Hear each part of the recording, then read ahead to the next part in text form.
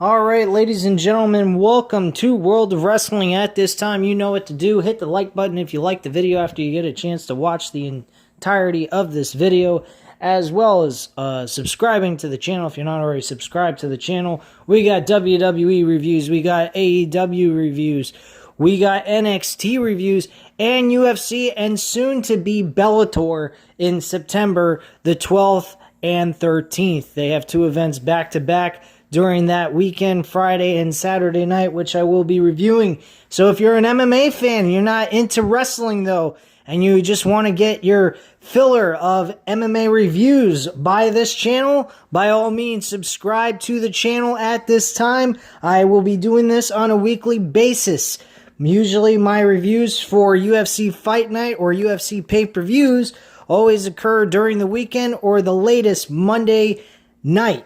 I will do those reviews for you guys. So, at this time, leave a comment down below after you get a chance to watch the video. Leave any comments or opinions you may have about the opinions or just my thoughts on the entire Fight Night event between Smith versus Rakic.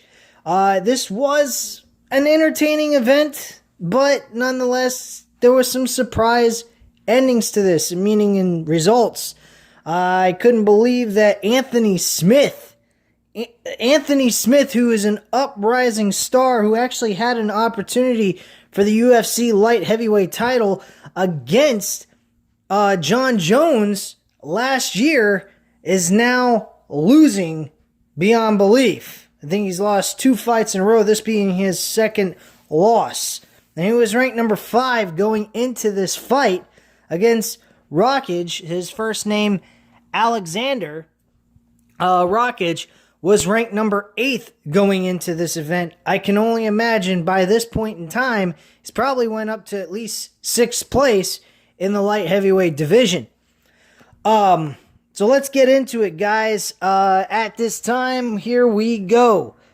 The first fight on the main card was Jae-Yeon Kim versus Alexa Grasso. This, actually, excuse me, I apologize. There was one other fight before that. I apologize about that. There was a featherweight bout between Ricardo Lamas and Bill Algeo. Ricardo Lamas actually gets the victory here by decision. Let me just go to Wikipedia so I can give you guys the full scoop on those, on the actual scorecard by the judges. Just give me one sec here. Alright, so Ricardo Lamas beat Bill Algeo by unanimous decision, with the judges scoring about 29-27 by all 3 judges. And that's pretty much the deal on that. The fight was pretty good. I mean, Ricardo pretty much dominated he dominated the first round and the third round. Third round, he destroyed his opponent, Bill Algeo. And in the second round, Bill Algeo actually won that round. He was doing pretty damn good in that fight. During the second round, I thought maybe it would roll over into the third round and he may actually pull out a victory. Unfortunately, that was not the case. Ricardo Lamas actually, at the end of the fight, reported that this may be his last fight. He is about 30-something years old. I think he's on pretty much the lifespan of a MMA fighter, is in their mid-30s, early 40s, most cases, depending on how well they have taken care of themselves and so forth. Lamas is actually 38 years old, so yeah, at this point in time, he's on the end of his career in most cases for fighters, so I do believe he actually, we have seen him in his last fight, if you follow Ricardo Lamas and the UFC in general. Alexa Grasso defeated Jae-Yeon Kim. Jae-Yeon Kim was, I believe, she was the underdog, but she actually was doing very well in a couple of fights going into this event. Unfortunately, she did not do well in this one. Grasso dominated her with a lot of punches to the face, a lot of hooks to the head. A lot of times she would throw, Grasso would throw a left, I think it was the left hook or it might be the right. With a power punch, she would always like throw her foot down on the mat, and it would make it very obvious she was trying to put more force behind it. And by throwing the punch and like pushing forward with her foot, it gave her that ability to hit her really hard. But for whatever reason, Kim could not catch that. She didn't follow into what was going on so that she could figure out her strategy, which is why Grasso won this fight. If she went up against another fighter who is in a higher ranking in their division, which is the flyweight division,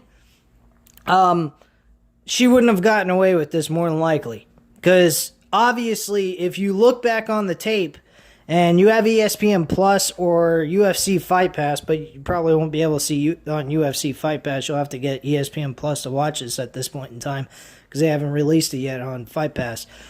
But on ESPN Plus, if you have that, you can actually go back and see what I'm talking about. A lot of the times when she was throwing a punch, she'd end up going ahead and throwing her foot forward, trying to deliver more power to the punch. So it really gave away what she was trying to do. And Kim, unfortunately, did not catch on to that. And like I said, she ended up losing this fight by unanimous decision. That was 30-27 was what the judges' scorecard scored that fight. Now, there was a welterweight bout between Neil Magny and Robbie Lawler. Robbie Lawler has been on a downward spiral since he's lost this UFC welterweight championship. And this was years ago. He's been kind of like up and down, 1 minute winning, next minute losing, and lately he's just been losing. This is, I believe, is his third loss in a row. He has been getting destroyed in most of his fights. Neil Magny dominated him with his wrestling capability.